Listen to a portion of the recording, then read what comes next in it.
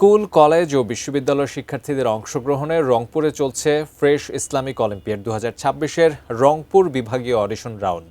এ বিষয়ে Rangpur collectorate school এবং college venue থেকে বিস্তারিত জানাচ্ছেন প্রতিনিধি শাহরিয়ার মিম।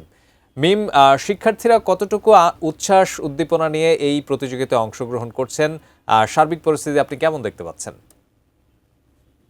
কিন্তু রংপুর অডিশন অনুষ্ঠিত হচ্ছে। আমরা সকালে এখানে কিন্তু দেখতে পাচ্ছি যে রেজিস্ট্রেশন প্রক্রিয়া শুরু হয়েছে, অর্থাৎ স্কুল, কলেজ এবং বিশ্ববিদ্যালয়ের শিক্ষার্থীরা এখানে এসে তাদের রেজিস্ট্রেশন কার্যক্রম সেটি কিন্তু সম্পূর্ণ করলেন বা এটি আরো কিছু চলবে। তারপরে কিন্তু তারা উপরে উঠবেন এবং সেখানে বিচারকরা তাদের যে ইসলামিক বিভিন্ন বিষয় তাদেরকে জিজ্ঞাসা করবে এবং সেখান থেকে কিন্তু নির্বাচন করবেন যে কারা আসলে বিজয়ী হবেন।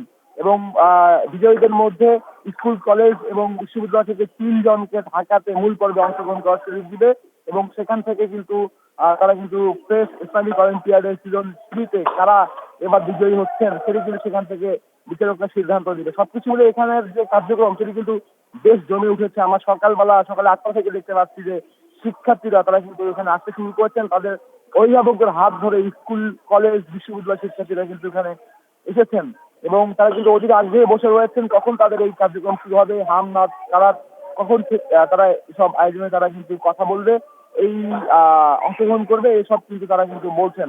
অন্যদিকে বিষয়করাও কিন্তু এখানে রেডি রয়েছেন। এখানকার এই রংপুর অঞ্চলের যারা আলেম রয়েছেন, যারা ইসলামিক যারা স্কলার রয়েছেন তাদেরকে কিন্তু আমরা রেখেছি। তারা কিন্তু তাদেরকে কিন্তু নির্বাচন করবেন কারা এখানকার মধ্যে সেরা। সবকিছু মিলে এই অডিশন চলছে। আমরা পরবর্তীতে আবারও আপনার সঙ্গে যুক্ত হবো এবং এখানকার সর্বশেষ জানাবো। ধন্যবাদ।